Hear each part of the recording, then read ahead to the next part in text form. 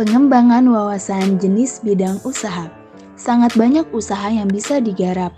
Mana yang akan dipilih sangat bergantung pada beberapa hal, antara lain: 1. Minat seseorang, yang kedua, modal, dan yang ketiga adalah relasi. Untuk mengetahui banyaknya bidang usaha yang bisa dimasuki oleh wirausaha baru, kita bisa melihat dari hubungan dalam bentuk circular flow antara rumah tangga produsen dan rumah tangga konsumen. Bila rumah tangga produsen mengalami kemajuan, maka akan berdampak positif terhadap kemajuan rumah tangga konsumen. Pendapatan per kapita rumah tangga konsumen akan meningkat, daya belinya pun akan meningkat. Apabila daya beli masyarakat meningkat, maka hasil produksi yang diproduksi oleh rumah tangga produsen akan diserap oleh masyarakat. Kerjasama antara rumah tangga produsen dan rumah tangga konsumen ini berjalan sepanjang masa dalam bentuk circular flow yang saling menunjang kemajuan. Secara garis besar ada 5 jenis usaha, yaitu usaha ekstraktif, agraris, industri, perdagangan, dan jasa. Kelima jenis usaha ini dapat dirinci sedemikian rupa baik menurut lembaga yang mengusahakan, bentuk badan hukum, besarnya usaha, komoditi yang diusahakan, maka akan muncul jenis usaha yang luar biasa banyaknya. Rintisan usaha wirausaha baru.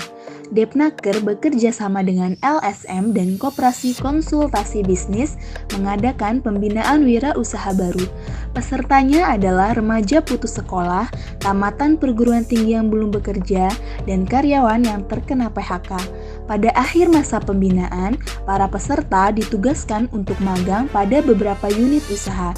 Setelah magang selesai, mereka berkelompok membuka usaha baru dan modal awal disediakan oleh Depnaker.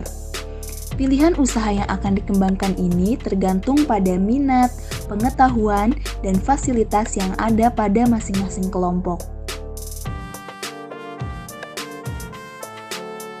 Baik, materi selanjutnya yaitu tentang perdagangan besar. Perdagangan besar ialah segala aktivitas marketing yang menggerakkan barang-barang dari produsen ke pedagang eceran atau ke lembaga-lembaga marketing lainnya. Poin selanjutnya, fungsi-fungsi pedagang besar. Antara lain, 1. Pengumpulan dan penyebaran, yang kedua, pembelian dan penjualan, yang ketiga, pemilihan barang, yang keempat, pemberian kredit, yang kelima, penyimpanan, dan yang keenam, pengangkutan. Materi selanjutnya yaitu tentang perdagangan eceran. Perdagangan eceran bisa didefinisikan sebagai suatu kegiatan menjual barang dan jasa kepada konsumen akhir. Pedagang eceran merupakan mata rantai terakhir dalam penyaluran barang dari produsen sampai kepada konsumen. Poin selanjutnya yaitu klasifikasi perdagangan eceran. Dapat dibedakan sebagai berikut. Yang pertama, perdagangan eceran besar, seperti specialty store, department store, supermarket, dan lain-lain.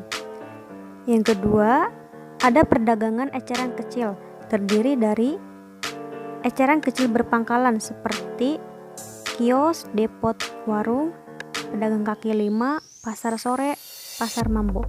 Yang kedua, eceran kecil tidak berpangkalan seperti yang pakai alat seperti roda dorong, pedati, alat pikul, dan yang tanpa alat, tukang catut.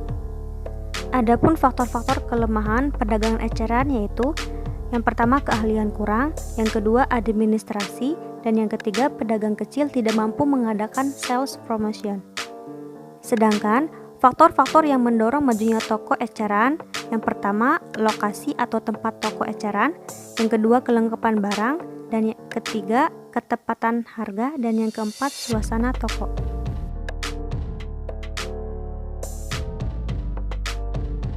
Pedagang kaki lima sangat populer di negara kita. Kepopuleran pedagang kaki lima ini mungkin dalam arti yang positif dan mungkin juga dalam arti negatif. Positifnya, perdagangan kaki lima secara pasti dapat menyerap lapangan pekerjaan. Dari sekian banyak penganggur, para penganggur ini mencoba rekreasi berwirausaha dengan modal sendiri ataupun tanpa modal. Dan negatifnya, pedagang kaki lima tidak menghiraukan tata tertib, keamanan, kebersihan, dan kebisingan. Adapun ciri-ciri pedagang kaki lima ialah kegiatan usaha tidak terorganisir secara baik, tidak memiliki surat izin usaha tidak teratur dalam kegiatan usaha, baik ditinjau dari tempat usaha maupun jam kerja. Franchising, waralaba. Akhir-akhir ini berkembang usaha dalam bidang franchising. Usaha ini dipelopori oleh pengusaha-pengusaha Amerika yang memberi hak kepada partnernya, misalnya di Indonesia, untuk menjual atau mendistribusikan produk-produk Amerika di pasaran Indonesia. Yang paling terkenal adalah produk-produk fast food seperti McDonald, Kentucky, dan sebagainya. Orang yang memberikan franchising disebut franchisor, sedangkan orang yang menerima franchising disebut franchisee. Setelah adanya perjanjian perlimpahan franchising ini, maka terbuka peluang bagi franchisee untuk memasuki bisnis baru dan mempunyai kesempatan untuk sukses. Untuk pelaksanaan franchising, dibuat semacam kontrak antara franchisor dan franchisee. Format kontrak ini mencakup rencana pemasaran, prosedur, aliran dokumen, pelaksanaan bantuan, dan usaha pengembangan bisnis. Kontrak franchising ini disebut pula lisensi agreement atau franchisee kontrak. Untungannya antara lain, produk yang ditawarkan telah memasuki pasaran yang luas dan diterima oleh umum. Franchising tidak perlu mengeluarkan biaya lagi untuk memperkenalkan kredibilitas perusahaan induknya.